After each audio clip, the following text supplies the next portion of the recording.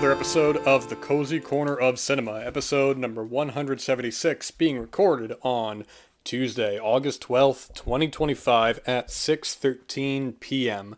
The water is cold, the coffee is mostly hot, hot, warm, right in between there, but it tastes so delicious. I hope you guys are all doing exceptionally well. I hope you all are living life to the fullest and leading it in the direction that you want to take it and just enjoying this wonderful weather, man. This is just such a great time of the year. We're right into that gap of time between summer and fall. And I mean that so in how you're actually feeling the weather, man, less so than looking at a calendar and saying that, okay, summer ends on this day and fall starts on this day, because it never lines up. It's more about a gradual sort of ease and, from one season into another. If you live in an area that gets all the seasons, unless you are in somewhere that doesn't maybe have winter, maybe doesn't have summer or any of the sorts. But it's also having that mentality as well. We're getting into the fall portion of the year. We're going to get some really, really exceptionally cool weather. And, I don't mean cool as in like cool, like winter. I mean cool, like, man, just really good productive weather, man. you know, the sun coming down, nice t-shirt weather where it's not too egregious in the heat, you're comfortable. It's just glorious, man. It's great seeing the leaves kind of change color. It's just great, man. And going out there, taking walks, getting fresh sun on you. It brings to mind just a lot of inspiration and a lot of things going forward. Spending less time, hunkering in front of a screen all day and just getting out there and just getting the sun on you, or just even some just running errands, just going out, man. It's really really something cool that we don't want to take advantage of, or take for granted, I should say. We want to take advantage of it for sure. Um, but yeah, this year, I talked about a little while ago some of the contemporary films that were some of the highlights of 2025, and of course, I didn't get to all of them. There's actually quite many that I wasn't able to get to, but I already talked about some contemporary ones in the past before. Just some of my total favorites of the year, including films like *Ephes* and *28 Years Later*, *The Ballad of Wallace Island*, Seed of the Sacred Fig. Just really, really exceptional, good, solid films, man. And I want to talk about just a couple briefly. I'm going to run through these fairly briefly. Just ones of recent fare that I guess I want to bring up. Most of these I don't. Three of them are not wide release films. One is a contemporary big film, so I guess I'll get that one out of the way quickly. But I did want to mention one of the things I had talked about in some of my favorites of the year so far is how disinterested I am in a lot of contemporary horror. How I find far more diminishing returns than I do really exceptional and well written and put together films. So I do want to briefly mention Zach Cregger's new film, written and directed by Zach Cregger, his new film Weapons. This is a wide release film. It's a very talked about film. It's getting exceptional reviews. Julia Garner and Josh Brolin, Alden Ehrenreich is one of my favorite contemporary actors. I always remember him from Tetro, which is a shame that when people were talking about Megalopolis in terms of Coppola's recent films, Tetro was one that I still did not hear brought up in the conversation for his just great, just one of Coppola's great films. And the fact that it was so recent, I think it was 2009, I believe it came out, but he was in that alongside with Vincent Gallo. But Weapons, a solid mainstream contemporary film, and it was one that I'm watching it, man. And perhaps it's that it is a horror film, but because the film is so gradual and it is willing to take its time and actually build up to something instead of obnoxiousness. It is a very rewarding film in that I think the writing is sharp. When you have a film with that is out of order or has multiple storylines or characters or storylines going on, sometimes it can be kind of tricky to see how it's all going to come together. Sometimes it succeeds, sometimes it doesn't. But here, I thought it very much succeeded. Just a solid, good, creepy film, man. There is some comedy in here. It's a little light. Mostly works.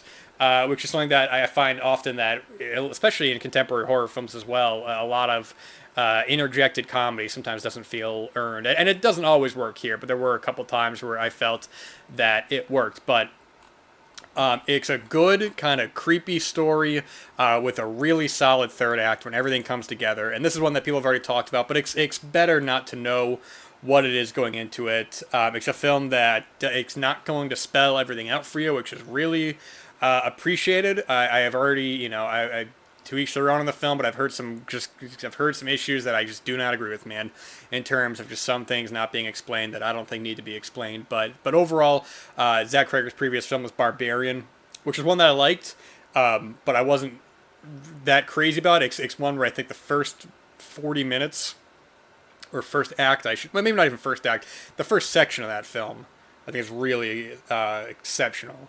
Where it goes to kind of leaves me with more questions than answers, where I'm not quite as on board. But it's a very well done film. It's just one that I haven't had the urge to go back and rewatch. But either way, it's a good film. Weapons, I think is a very good film, and it is worth your. Sorry, I think I got to sip of this coffee here.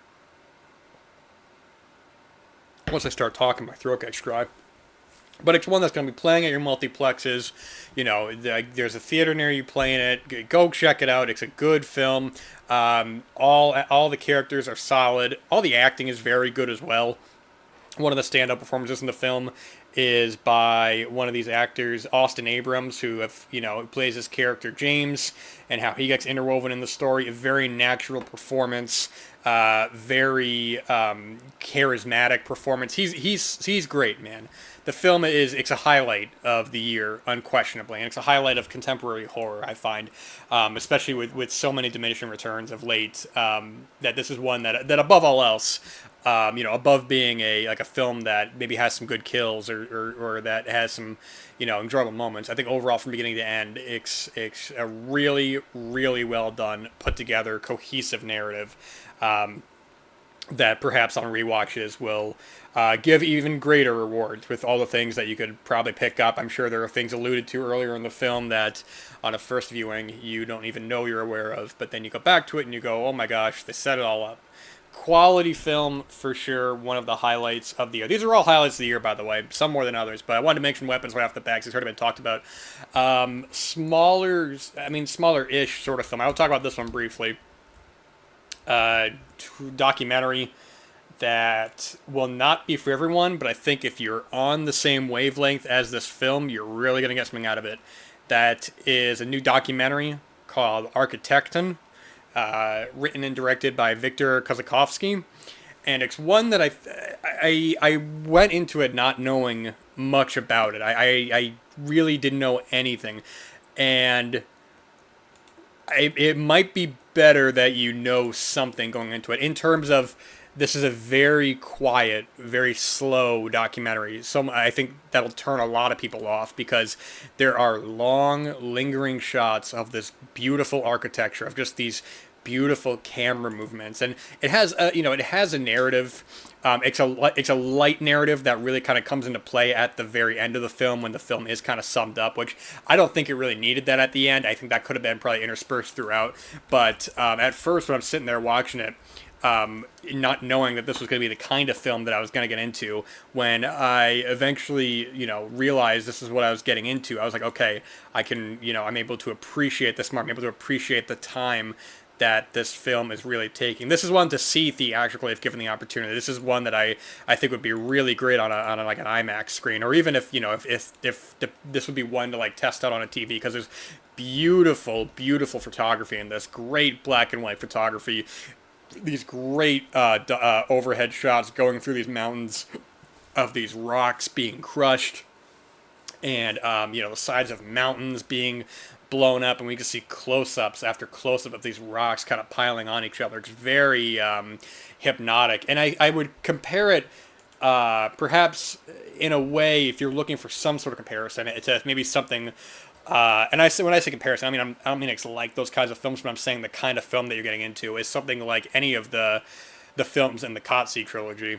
Now, I think those have the benefit of the doubt, where especially when you have Koyaanisqatsi, that's a film that is very, there's a rising energy in that film. So you start off, this film is actually probably closer to maybe the first part of Koyaanisqatsi, where you are just you're with this really, and even the soundtrack in this reminded me of it at times. The early like the oh, this sort of stuff. The first part of that reminded me so much of this, or this reminded me so much of that, that I think if you know that you're getting into that, then then have at it. If you don't, then it might be a tough watch because by the end of it, you're gonna be really on board with it or you're not.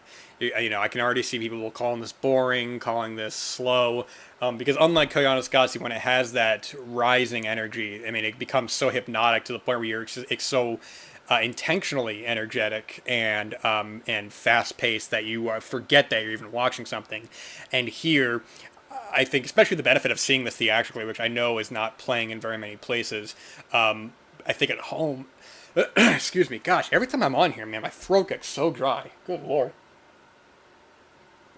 At home, it might be a little bit trickier because you're more prone to distractions. Not even just of your own doing, but if somebody's turning on a light or someone's talking in another room or something like that, it's a film to really kind of be on the same wavelength with. And I just really, really like this one, man. And where it differs from the Kasi trilogy in that regard is that this is more. I don't even want to say more of a. It's hard to explain. This has, because this has some dialogue in it, and it steers the film in a certain direction in terms of the imagery in relation to some of the stuff that it's cutting back to. You're able to kind of draw something, well, still ambiguous, but more closer to what maybe the filmmakers intend, rather than with something like any of the films in the Kasi trilogy, how you're kind of left to, at a certain point, draw into your own conclusions. I mean, you can watch those films and see the differences, see the contrasting imagery of a quiet mountainside to an energetic, downtown New York City. But just some of the imagery in this I found just so mesmerizing. Just seeing the concrete, like machine, just building blocks, and the rocks being destroyed, and they keep cutting to this one guy he's stacking these rocks up in a really, really specific pattern. The bigger the screen you can watch this on, the better. It's not going to click for everybody, but if you think it'll be your kind of thing, then go for it, man. I really haven't heard this brought up a whole lot, which is surprising, this being an A24 distributed film, and the fact that I really haven't heard any talk about it is something to be said. It's a tricky film to recommend, but either way, it is a really, really exceptional film. And then another documentary, a bit more, what's what I'm looking for? A bit more, what I want to say, a bit more, well, I'd say actually a lot more accessible, is the new documentary from Amy Berg, which is Amy Berg, who is a well-known documentary filmmaker. She is also credited with, I forget what film she did. That's right. She did, if you guys remember, West of Memphis from 2009, about the West of Memphis 3, which I talked about a little while ago on the show, and I was talking about the Paradise Lost films. But yeah, she directed that. She also has done Deliver Us from Evil in 2006. And her new documentary out, It's Never Over, Jeff Buckley, that's the full title. I would think It's Never Over probably would have been a better title, man. I don't like this when they have to put the artist's name in the title, because they have Deliver Me From Nowhere, the Springsteen film coming out, and that's a solid title. Deliver Me From Nowhere. Perfect. But then they have to put Springsteen's name in it, so it's like, well, just in case you didn't know, it's like, I feel like you kind of lost some impact there.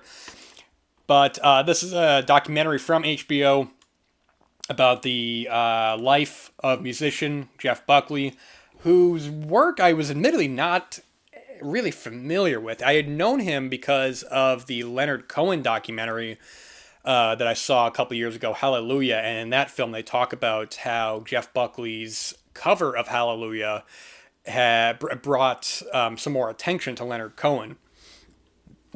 In that documentary as well, I would highly recommend. It's very good. And again, that's another artist whose work I was really not familiar with. And this, Jeff Buckley, it goes through his life dealing with his own personal struggles, his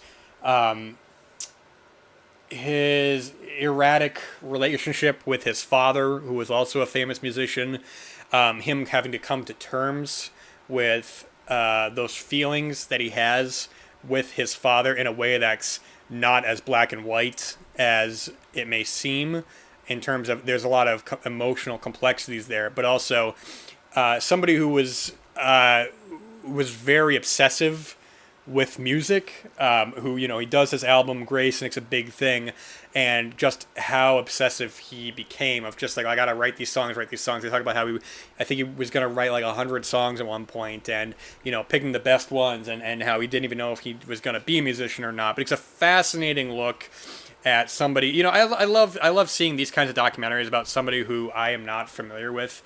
I find that if I watch a documentary like this and I walk away with something more than just a love letter, which isn't a bad thing in and of itself, but that's what I get more out of it. I watched a documentary recently, and I won't say what it is, but I was one where I'm sitting there in the cinema, and this other documentary that I'm watching, I'm like, man, if I was a fan, this would be my thing. I don't know this music, and I am not gelling with this film. I cannot get on with this film because this is... Oh, that other documentary has far bigger problems than just being on the outside of an inside joke, it seems. But I'm just like, a documentary like this, or not even strictly about a musician, about a person or something, or someone that I'm unfamiliar with previously, that I end up walking away with more knowledge of and appreciation for. That's to me what really shines through. Because what I was saying before with the Leonard Cohen documentary is that, I knew Hallelujah. I knew he did the song. It's in the title. And even with the Jeff Buckley film, I knew he did the cover of Hallelujah, but I really didn't know. I don't know what happened to him. I don't know the story. So it's a very emotional film as well. His complex relationship with his mother. They interview some of the women who were in his life, and their kind of conflicted feelings with him. I mean, it's a loving documentary regardless, but with these types of people, these types of people going in and out of your life, there's so many conflicted feelings of just sort of like, you want to, look back on someone with this kind of love and revere, but then you also have to maybe come to terms with some of the parts that you maybe you don't want to gloss over. Maybe you want to talk about some of these unspoken sort of feelings, much in the same way that Jeff Buckley had with his father. But it's an HBO documentary. It is very good. It's a highlight of the year for sure, and it's one that I found myself listening to some of the album afterwards, because the music itself, whether I like or dislike, it doesn't really matter. But the fact of the matter is that I'm going out there and I'm actually listening to it after, just for context, and I'm hearing these songs with a new perspective. That even before, I should say, with a unique perspective. I should say, more so than a new one, because with the unique perspective, it's like I'm not familiar with a lot of these songs, and now I'm listening to it with the context of like when this was written, when this was recorded, the problems that went with it, and a cautionary tale about fame as well. It's sort of like wanting to put yourself out there and put your work out there, your art, but then not wanting to deal with the obligations of fame, of dealing with a public who feels like you owe them, or they own a part of you. It's sort of like wanting to put your art out there and sort of remain in that anonymity. Very good stuff, though. A really solid film. That seems to be the theme of this episode. Really, I keep saying really solid films, but it is true. So there you go. Architecton and It's Never Over. Jeff Buckley, I'm sure they're probably going to be pretty easily accessible soon. And then Weapons, of course, is a far easier film to come across. But I want to talk about one of the big highlights of the year so far. A film that I saw about a month ago, and I really haven't been able to stop thinking about. And I really want to... I probably should have headlined the episode with this. I guess headline would be at the end, but whatever. But one that I just really want to... It's sort of like... Not as much, but I feel like last year with a film like The Monk and the Gun, that I just thought it was so well done, and then I didn't hear a single word about it by the end of the year. Or a couple years ago, Montana Story, I thought was just a well done, exceptional film. I didn't hear a word about it. So much so that director actually went on and did another film, which I did see, and I was like, man, people are still not talking about Montana Story. But the one this year that I hope gets more eyes on it is Familiar Touch, written and directed by Sarah Friedland, starring Kathleen Chalfant, who I was unfamiliar. Actually, I may have seen her from somewhere else. I don't remember. She's actually been in quite a bit of stuff, but I don't remember exactly what I saw her in last. But this is one that is exactly the kind of mature adult film that I find myself I find myself far more attracted to than some more kind of a bigger sort of exhausting sort of movies, and they both have their place. But I'm at that point now. This is more something that I'm attracted to. It's a quiet film. It's about this character, Ruth, played by Kathleen Chalfant, and she is put into an assisted living facility because of her degrading memory loss. And it's, the same plot could be done so ridiculously by even like a Fox Searchlight or a major studio where they have to have these ridiculous scenes, and which, not to say it's not realistic, but if I tell you that plot, you just imagine the big kind of studio film where they have to have these beats and these beats, and it has to have the big Oscar scene where a character monologues, and they have this big, I can't believe everything that my life has brought to. It has to be so cliche and so eye rolling. It's like, yes, here is your Oscar film reel that you can show on screen to get nominated. This film, it completely avoids any and all cliches. I don't even think there's any score in the film, because it's a quiet film headlined by this actress, Kathleen Chalfant. And actually you have, like H. John Benjamin has a small part in the film as well, but he sort of bookends the film as her son. And the way it's all put together, I mean, there's no cliche in it. It's a very emotional film, and it's a very, not even somber, but it's a very honest film in a way that completely avoids any kind of pitfalls or trappings that a lesser director or writer would fall into. Because as it's going on, we have this character who is losing her memory and is having trouble, trying to put it all together. Even, she's telling her, she still has a good part of her memory. There's a great part where she's talking to the doctor there, and she's reciting this whole kind of specific, like recipe and stuff. And she's like, well, if I was, losing my memory, would I be able to do that? I don't think so, But it feels honest in a way where it's not as if in the film you're getting that big step where it's like, and then at the end she forgets everything and it's a sad ending. It's not that at all. The big step in this film is the fact that she's being brought to this assisted living facility, and in a way they have those scenes early on where it's just so heartbreaking, where you just see these two characters, Steve and Ruth, and they don't have to have these big kind of ridiculous moments. It's just very quiet moments between them, and this relationship that from Steve's perspective could be its own movie in its own right. He has a daughter, and he is having to come to terms with his mother, at this point in her life that's irreversible.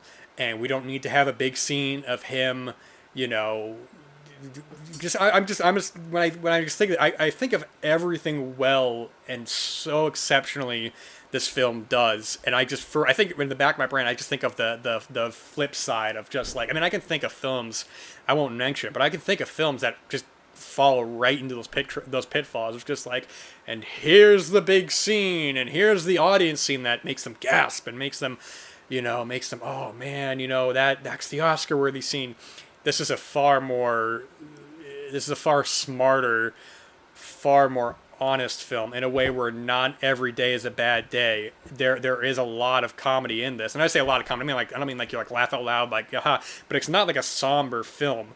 There are just some parts of this, man, that I just have still been replaying in my head. I think like the ending of this film. I mean, my gosh, I think not the final scene. I would say the scene before the final scene. It's like one of the best character interactions the entire year. There's just like one shot that I thought was it made my hairs on my arm stand. I thought was so emotional and so well done. And when the credits came up, and written and directed by Sarah Friedland, there was one of these things where I'm thinking to myself like, man, even if she does another film that I really don't like, because I'm not familiar with her as a filmmaker and writer, so I don't know if you can hear the cats are fighting right in front of me. She's done some stuff before. She did a lot of shorts. She did something called Crowds in 2019, which doesn't have a runtime, but I don't know if this is a feature or not. So, so feature film. debut.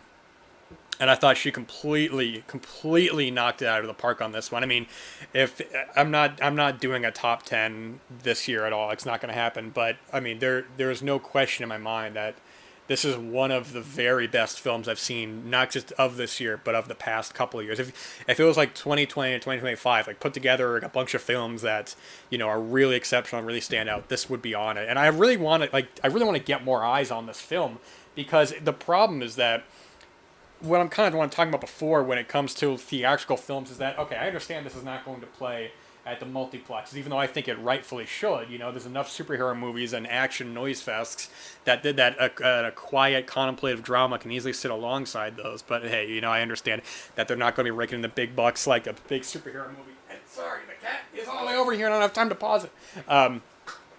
But you know, it's like if you're not aware of the films coming out, what happens after they're out of the cinema? You know, they just get dumped on VOD and then no one talks about them. I mean, there's just so many exceptional films the past couple of years that I just haven't heard a peep about them. I'm talking about before, like The Monk and the Gun. I thought that was an incredible film. It was just so well written and so well put together and so funny at times, and has a great ending that wraps it all up. And I don't know a single person who's even seen it or has even heard of it. You know, it's like, man, why has film become such a disposable commodity that regardless of the quality, if it's not, you know, a big budget kind of film, then it gets lost in the crowd? And I mean, when I talk about big budget films, obviously you're gonna get more eyes, and then you're gonna get more people to watch a superhero movie more so than something like this. And that's fine, I get it. I'm not gonna sit here and act surprised or sound like a high horse. It's just like, oh man, these people, I don't know. But it is just like, man, once they're out of theaters or once they're out of the general like kind of zeitgeist, what happens to them? Do people talk about them? Do they, you know, is it one of these things where you have to wait years and years for them to be rediscovered, if at all? What if they never get rediscovered, man? What if they're just kind of you know, lost in the realm of obscurity? I don't have an answer to it. I'm just saying that, you know, that's one of the things I want to do with this show is really kind of highlight some of these films that, you know, when you're looking at the end of the year list and you're going to be seeing the same kind of, you know, 10, 15 films again and again, and the same, you know, Academy Award nominated films brought up in conversation again and again. I think the films, you know, like Familiar Touch, like Ephus, like, trying to just think of some random ones. Like even like Magazine Dreams, you know, which is a really solid film. Or, you know, I guess Seed of the Sacred Fate got nominated, whatever.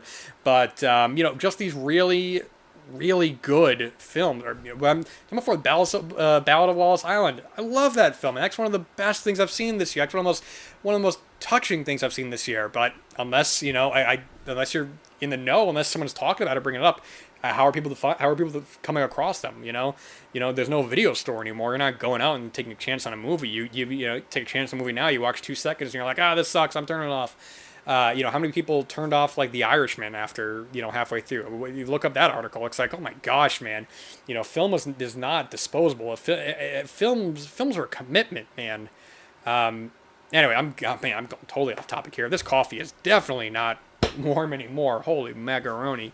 But I guess I'll finish it up here, man. So yeah, I just wanted to highlight a couple of contemporary films: Weapons, Architecton, It's Never Over, Jeff Buckley, and Familiar Touch. Just, I mean, Weapons, above all else, is probably the one you maybe heard about above all else. But the other three, if they sound like they're up your alley, just give them a chance. Keep an eye on them. I have no idea when stuff gets released on video on demand. I kind of just open up Amazon and go, oh, that's on there now. Okay, whatever. But anyways, I'm gonna wrap that up here. The cats are fighting, and they just won't stop. Holy macaroni! All right, I'm gonna stop right here. So you guys take care. You have a good one. God bless, and until the next episode.